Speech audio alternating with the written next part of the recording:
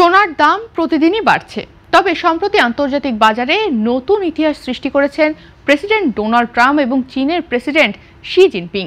তাদের সম্ভাব্য বৈঠককে কেন্দ্র করে যে জল্পনা তৈরি হয়েছে তার প্রভাবেই সোনার দাম রেকর্ড 4179.48 মার্কিন ডলার প্রতি আউন্স স্পর্শ করেছে।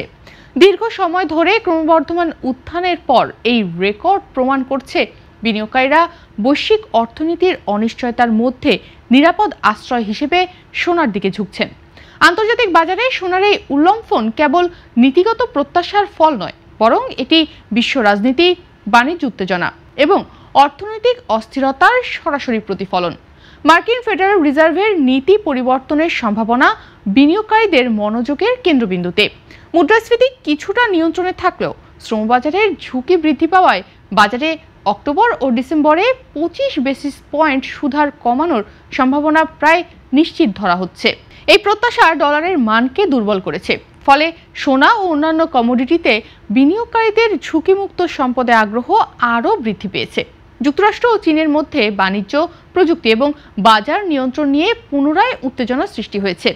প্রেসিডেন্ট ট্রাম্প এবং শি জিনপিং এর সম্ভাব্য বৈঠককে কেন্দ্র করে যে জল্পনা কল্পনা তৈরি হয়েছে তা সোনার বাজারে অতিরিক্ত উত্তেজনা যোগ করেছে। বৈঠক সফল হলে বাণিজ্য উত্তেজনা কিছুটা হ্রাস পেতে পারে, তবে বৈঠক অনিশ্চিত থাকায় সোনার চাহিদা স্থায়ীভাবে বাড়তে পারে। বাংলাদেশের বাজারে এই আন্তর্জাতিক প্রভাব ইতিমধ্যেই প্রতিফলিত হচ্ছে। দেশের বাজারে 15 অক্টোবর বুধবার থেকে প্রতি ভরি 22 ক্যারেটের স্বর্ণ বিক্রি হচ্ছে 2,16,332 টাকায়। 21 ক্যারেটের এক ভরি স্বর্ণের দাম নির্ধারণ করা হয়েছে 2,06,499 টাকা।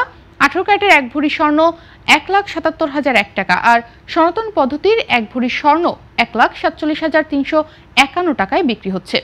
বিশ্লেষকরা বলছেন, আন্তর্জাতিক বাজারে সোনার এই রেকর্ড উত্থান এবং ফেডের সুদ কমানোর প্রত্যাশা দেশের বাজারে সোনার দাম আরও বাড়াবে।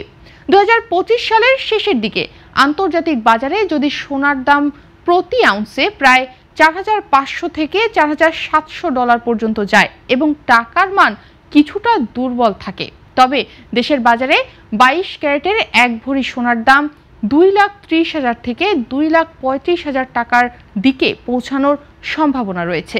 2026 সালের শুরুতে আন্তর্জাতিক বাজারে ফেড নীতির ধারাবাহিকতা, মুদ্রাস্ফীতি এবং বৈশ্বিক অর্থনৈতিক অনিশ্চয়তা ধরে থাকলে বাংলাদেশে 22 ক্যারেটের এক ভরি সোনার দাম 2,40,000 থেকে 2,50,000 টাকার ঘরও স্পর্শ করতে পারে। বছরের শেষ দিকে আন্তর্জাতিক বাজারে সোনার দাম যদি 5,000 ডলার প্রতি আউন্স ছুঁয়ে ফেড নীতি অনুযায়ী টাকার মান কমে যায়, তবে দেশের বাজারেও ভরি প্রতি সোনার দাম 2.5 লাখ টাকার ঘরে পৌঁছানোর সম্ভাবনা প্রবল। বিশ্লেষকরা মনে করেন, বিশ্ব রাজনৈতিক উত্তেজনা, ট্রাম্প শি বৈঠকের ফলাফল এবং ফেডের সুদ নীতি, এই তিনটি মূল উপাদানই সোনার ভবিষ্যৎ নির্ধারণ করবে। বাংলাদেশের বাজারে মুদ্রাস্ফীতি এবং ডলারের ওঠানামাও সরাসরি প্রভাব ফেলবে।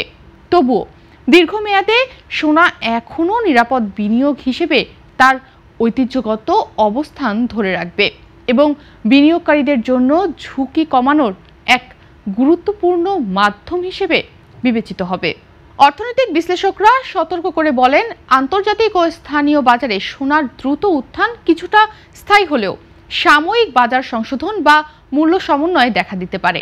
তবে দীর্ঘমেয়াদে বৈশ্বিক অস্থিরতা, ফেডের নীতি শিথিলতা এবং বিনিয়োগকারীদের ঝুঁকিমুক্ত সম্পদের দিকে আগ্রহ বাংলাদেশের বাজারে সোনার মূল্যকে ঊর্ধ্বমুখী রাখবে।